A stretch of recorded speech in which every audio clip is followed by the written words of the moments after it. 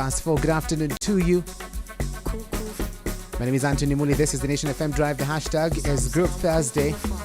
That's right. We're having a very interesting conversation with Mr. Mike Mutenyo. It's on monetizing your craft, something very, very important. A conversation that has been also with the president, so many leaders. How can you make money out of that talent that you have, out of that creativity that you have? Mr. Mike, let's now talk about the qualities of a content, all right, of a creative that is producing content that is worth monetizing. Talk to me about some of those qualities. All right. So, about qualities, it all boils down now to how you've created your personal brand. Okay. By personal brand, we mean what kind of perception do you want to have to your fans or your audience? Yes. Because we have people who are controversial, and that's intentionally. That's how they've created their brand. Guys who love shaking the table. yes. So once, if you've gone that direction, it will determine the type of content. Now, type and quality are two different things. Okay. Type is what I'm explaining. Quality is ensuring that there's some level of excellence in if it's audio, properly recorded audio. If it's video, it's quality video. Good picture, good audio. Picture, well edited. But now, all that boils down to the exact craft that you do. For example, if you're an influencer, an influencer is you influence people to engage with brands.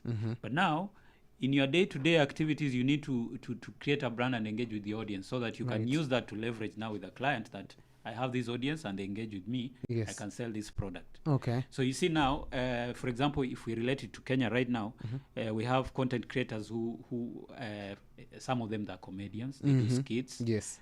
We have some of them who do interview celebrities, and through that they are influencers. You see, so it's a new world that never existed. Like 5 years ago, if you were to tell someone that whatever is happening now could have happened, they say no. It's crazy. Yes. So we have that line of people in that craft who are called influencers in Kenya. But now we have musicians, we have dancers, we have DJs, we have media personalities like you. Right. You know, all of you, as in, you fall in the category that you have a craft that you can monetize. Yes. Even separate from what you're being paid, for example, by Nation. Yes. So personal brand is very key even before we go to the content. And personal brand is narrowing down to, am I on social media? Which social media am I really good at? Right. And I can create content that will do well on those platforms. Yes. What is my audience? What are my competitors in my craft? What are they doing? Yes. What type of content are people engaging with in my sector now. of craft? Yes. Very important. And then how regular should I create content? How who else do I need on my team so that I can have this proper content that people can engage with and sell? Okay. Now, that world is tricky because you need to find a balance between having interesting and good content that connects with the audience and quality. So we have people who concentrate on quality more, and they forget that people are not engaging with my quality content. Okay. So it's a delicate balance of learning and unlearning. That is what I tell anyone who is in the creative space, because the world is changing very, very fast. Yes. There's a time that TikTok never existed. Twitter was there. Right now it's X. Yes. Totally different ballgame. Yes. Previously, people could not monetize on that platform. Right now, people are being paid. People are seriously being paid. There are a lot of things that are changing, from social media to habits of how people engage with content and consume content. Yeah. So you need to be someone who is ready to learn and unlearn. With trends, all those, you need to be very intentional. Daily when you're waking up, you need to just know what is happening in this field. Okay, so anybody would just sit down and assume, oh, you're an influencer, they just wake up, switch their phone, press record, put content out, and that's it. They're making money, millions of money. So there's a lot that goes on, behind closed doors. Yeah. Now, you mentioned engagement. And when we talk about monetizing, rate card comes through, because right. this is the license, not license really, but this is how you're going to make money. You're going to produce that rate card and tell people this is what you're supposed to be doing, stuff like that. This is the amount of money you're supposed to be paying. Somebody who's listening right now and they're like, so how do you prepare this rate card? Do I sort of like copy paste what my friend is doing, another influencer is doing? How do I come down to giving prizes to particular segments, or my content in general? My content. So the thing with rate cards, now before even we come there, do you know we have people who have huge numbers and they don't make a lot of money? True. From those. So the numbers necessarily don't mean that translate to money. They don't. Yes. Anything that you're doing in your craft, you need to have a business structure around it. Okay. If you don't have a business structure, what you'll be having is that craft alone. Yes. And that will be, we have people who do that.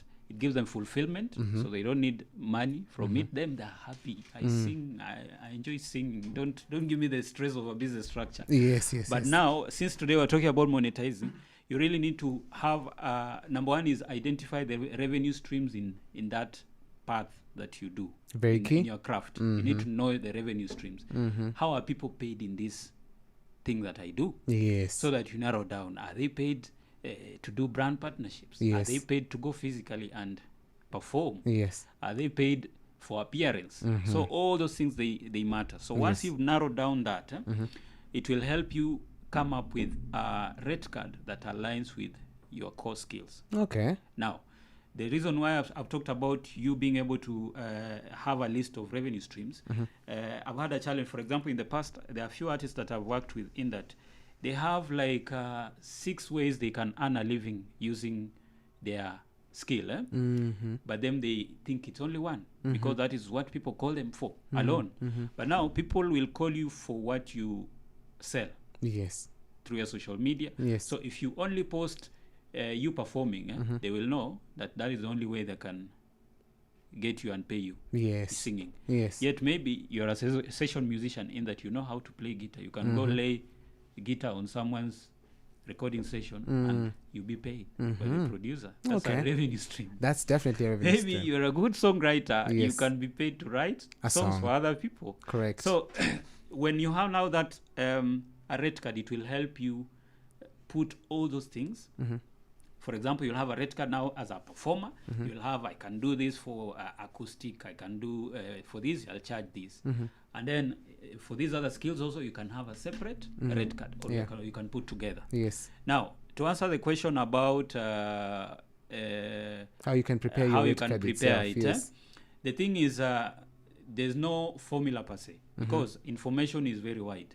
You might have within your circles or people already who are earning through that craft that you are doing similar. Okay. That a colleague in that field, you can get to know how much do you charge. That client, when they call you, how much did they specify? It will help you to know what is on the ground. Okay. So that you don't come with out of the world charges, or you underquote yourself. It's also possible to underquote yourself. These are two great fears. Underquote. Alafu weke figures zingine hapo looking big and you're like, this guys will not even call me. Yes. So that's one. Number two, you can research. You see now the world is a global village now, as in the internet has a lot of information that you can always just Google to know how much can I charge for this. And then you customize now according to the ground here, that if you are in Kenya. Okay. Number three, you can engage with professionals in those fields. For example, now influencers, we have agencies. These companies, they give agencies to give these businesses, for example, brand partnerships. Yes. Agencies have a rough idea. Of course, they'll give you a rate that they've already gotten their cut from it, but that is the market rate, basically. If you know that if it's an agency that is calling me, this is roughly the amount. And it is also dependent on the size of your brand. Because, for example, now if you're an influencer and it's a brand partnership, there's a classification of according to your reach, numbers, and also just the size of your brand offline. Correct. Basically, as in how do people know you? If you post this, will they connect with it automatically?